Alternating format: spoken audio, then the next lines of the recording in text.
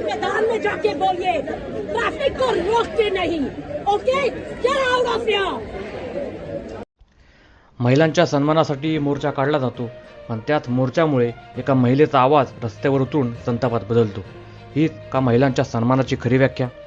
मुंबईमधील वरळी परिसरात भाजपकडून महिलांच्या सन्मानासाठी मोर्चा काढण्यात आला होता, पण याच मोर्चामुळे संपूर्ण परिसरात प्रचंड ट्रॅफिक जाम झाला। आपल्या मुलाला शाळेतून आणण्यासाठी निघालेली एक महिला तासनतास रस्त्यात अडकून पडली आणि शेवटी तिचा संयम सुटला।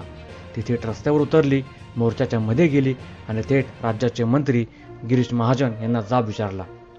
गेट आउट ऑफ हिअर म्हणत तिने आंदोलनकर्त्यांना सुनावलं, इथे शेकडो लोक अडकलेत, तिकडे मोकळं मैदान आहे, तिथे का नाही जात, असा संतप्त सवाल तिने केला। हे फक्त एका महिलेची गोष्ट नाही, ही प्रत्येक सामान्य माणसाची वेदना आहे। दरवेळी हेच चित्र पाहायला मिळतं, कधी राजकीय मोर्चे, कधी VIP ताफा, कधी अचानक रस्ते बंद, आणि त्रास सहन करतो तो फक्त सामान्य नागरिक।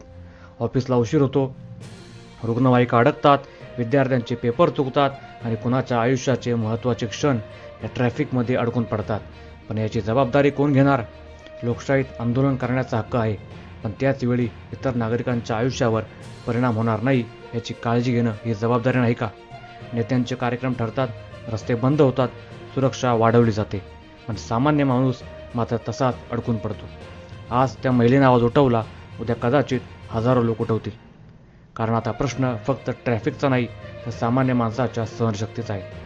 महिलांच्या सन्मानासाठी मोर्चा काढला जातो, पण त्याच मोर्चामुळे एका महिलेला रस्त्यावर उतरून ओरडावं लागतं।